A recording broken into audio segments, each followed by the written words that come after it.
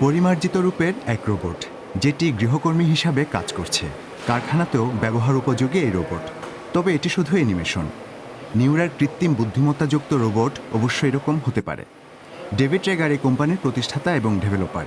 তিনি চীনসহ বিশ্বের বিভিন্ন দেশে এআই-যুক্ত মেশিন বিক্রি করেন। dass uns China irgendwelches Know-how abgreift. চীন সবভাবেই আমাদের জ্ঞান নিয়ে যাচ্ছে এবং অন্যান্য দেশেও এটা ঘটে। Ich würde sagen, dass আমি মনে করি জার্মানিতে আরো দ্রুত আগানো উচিত।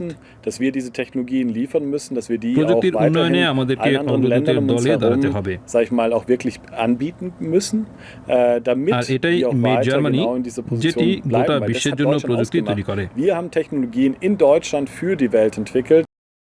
একটি রোবটকে খুব ভালোভাবে কাজের উপযোগী করতে এআই সফটওয়্যার, ডিজাইন এবং অনেক সেন্সরের সমন্বয় ঘটাতে হয়। মেশিনটি অনেকটা মানুষের মতো বলের ভারসাম্য রক্ষা করতে পারছে। এমনকি সেগুলো স্যান্ডউইচ তৈরি করতে শিখছে। দক্ষ কর্মীর সংকট তৈরি হওয়ায় মেশিন গৃহকর্মীর চাহিদা বাড়ছে।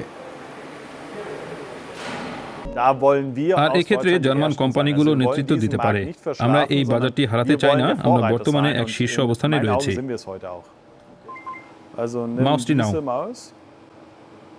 মেশিনগুলো বিভিন্ন কমান্ড অনুসরণ করছে, ফলে প্রোগ্রামিং সহজ হচ্ছে। সত্যি রোবট কি ধরছে তা বুঝতে পারছে না, তবে এটি ঠিকভাবে ধরছে এবং এক্ষেত্রে বুঝতে পারছে এটিকে কখন শোয়ানো হয়েছে। কোম্পানিটির 35টি দেশে 260 জন কর্মী রয়েছেন। তাদের মধ্যে ভারতের একজন সফটওয়্যার ডেভেলপার আছেন।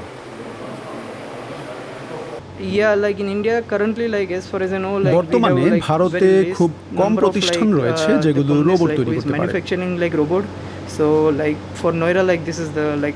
ফলে নিউরোলিঙ্কের জন্য এটি ব্যবসা শুরুর আদর্শ স্থান।